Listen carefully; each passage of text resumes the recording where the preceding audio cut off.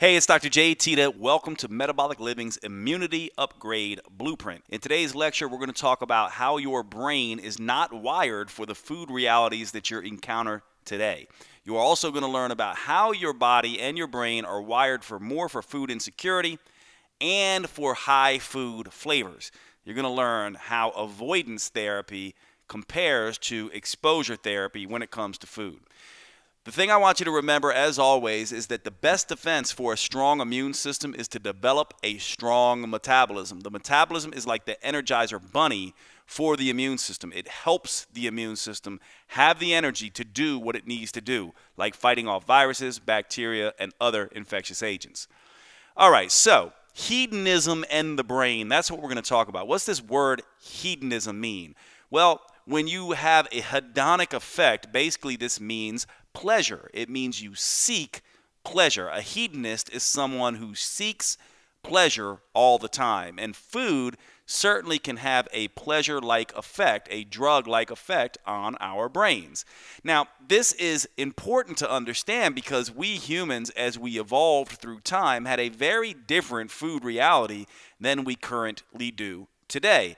Let's go through a little bit of what that reality would look like. So if we think about what we were all doing as hunter-gatherers, you can think about somebody who basically wakes up in the morning, probably has no breakfast or a very little bit of breakfast, maybe some leftovers from the night before, goes out and either is gathering all day and moving all day or maybe goes for a hunt, but is essentially on their feet looking for food. And then at the end of the day, ends up consuming probably dinner and then goes to bed when the sun goes down, wakes up when the sunlight comes up, and has a very simple reality in that way. The other thing is that when you look at animals and plants that you can find and gather and or kill, what you end up finding is that most plants, including fruits, are going to be relatively bland by today's standards.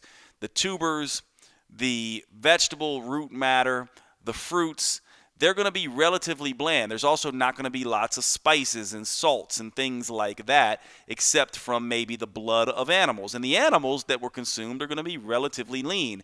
Animals living in natural settings have very short periods of time where they fatten up, usually towards the end of the fall going into winter. But other than that, they tend to be very lean. And even these fattened animals probably aren't as fatty as some of the animals we may consume today. So here's an individual who's essentially consuming a nutrient-dense, relatively bland diet that also is relatively low in calories.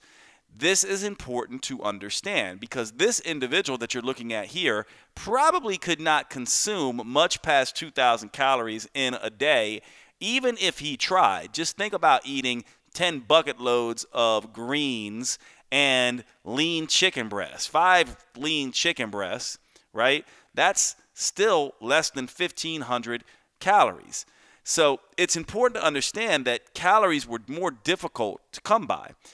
This is what this meal would look like mostly for someone like this. Lots of greens, lots of roughage, and some protein when they were able to get it, usually lean protein rather than fatty protein. So this is a very paleo-ish type of way that we evolve. Now, let's be clear that depending on where we're talking about in the world, we've seen humans thrive in many, many different ways. And so evolution was not standard for all people. And if there's one thing we know conclusively about us humans is that we are omnivores and we are opportunists. In other words, part of the reason that I'm even here talking to you right now and you're able to listen to this is because our ancestors were able to exploit many, many different types of foods, plant-based foods and animal-based foods, and pretty much everything in between. That's why we survived. We started out as scavengers, then we became hunter-gatherers, and now we become industrialists, and this has an impact. If we, back when we were hunter and gatherers, came across food that was sweet or fatty or nutrient-dense or, more important, energy-rich, like nuts and seeds and honey and eggs and those kinds of things, those things were prioritized, and those things also tended to be pretty hedonistic in comparison. Now, they're nothing like the foods we're exposed to today, but obviously if we came across honey, we would consume that honey because we knew we may not come across another bit of calorie density like that again. These were rarities, and so our brains are primed, our evolutionary brains are primed to seek and want these foods, and when we are exposed to them, we are primed to continue eating them until they are gone because we don't know when that resource is going to disappear. Now, this makes some sense, right? We all know what this is like when we go into the cupboard, grab some potato chips, or go into the icebox, grab some ice cream or pizza or burgers or french fries. We can't stop eating those things. And oftentimes, once we've had one of those meals, we want more of those meals. And this is what we mean by your brain on food. This is how things are built. And so this kind of food makes you crave more of this kind of food. And it's important to remember that our hunter-gatherer ancestors would have never been able to consume this amount of food, period. Think about it. This particular cheesecake, if you go to the Cheesecake Factory, this one slice has 850 to 1,500 calories in this one slice of cheesecake. Now imagine eating breakfast, lunch, and dinner, and then just having this as a side. This is insane. This is where you can get up to 4,000, 5,000 calories in a day. Our ancestors may not have gotten that amount of calories in an entire 7 to 10 days. This tells you a little bit about what is going on and some of the struggles that we have. We live in a very different food reality now. Now, this is part of the reason why we see some of these types of studies where we have individuals lose lots of weight and then end up gaining more weight. You see, this was a very famous study that was a few years back. We called the Biggest Loser study. You see the before picture, then you see, oh, they lost weight, and then you see the after picture, where the after picture, the person is bigger than the before picture. And this is partly because what happens with the human brain. Not only do we prioritize hedonistic, high palatability foods, but when we're eating those foods, we want to keep eating those foods. And what's particular about this particular slide is the person who loses weight may be even more primed to be sensitive to those things than someone else. And so we're primed for them in general, but people who lose weight tend to perhaps be even more primed than those who have not. Now, there's two ways to go about this. One way is avoidance therapy. This is that idea of just don't eat the food. Don't bring it into your house. Don't pay attention to it. Ignore it. If you don't have it, you won't eat it. This is very much like the exercise of me telling you don't think of a white elephant. If I tell you don't think of a white elephant, you tend to what? Think of a white elephant. So if I tell you don't eat chocolate, that is something that may be priming your brain to actually say, oh no, I have to avoid chocolate. And in a weird twist of psychology, you actually want chocolate more. There was a study done on chocolate, actually, where they took two groups of people. One group did exposure therapy, where they had the cheesecake or the chocolate with them, and when they got a craving, they would take it out, look at it, smell it, and then put it back in their pocket, versus the other group that just tried to distract themselves and not think of the chocolate, i.e. don't think of the white elephant. Who do you think ended up eating less chocolate? Well, the group that engaged with it, that exposed themselves to it, that didn't try to ignore it, the sensations, they actually ended up eating less chocolate. And so this is partly what we can begin to do, exposing ourselves to these things. One of the things that has been popular is what some people refer to as a willpower challenge. What most people do is they either go, I'm not going to eat the dessert at all, or I'm going to eat all of it.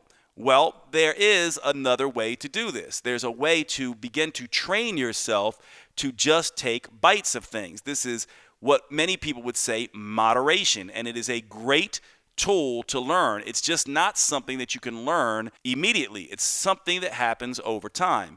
In this particular case, one of the ways I broke my dessert habit was I used to be like, I'm not going to get dessert. I'm not going to get dessert. I'm going to try to eat good. I'm not going to get dessert. And then I would go on week-long binges where all I did was have dessert. So I was doing this, and I would avoid successfully, and then I would binge. And then finally, I started telling myself, I am going to get dessert anytime I am with other people. I'm going to share the dessert. That way I won't eat the whole thing and I'll just order the dessert. Then it got to the point when whenever I was with my wife when I was married at the time, we always got a dessert and we split the dessert. Then it got to the point where we got the dessert and we didn't finish it. And now if you go out to dinner with me today, I will usually almost always order dessert, take a few bites, and then be done with it. And this has helped break the habit of this binging type of thing.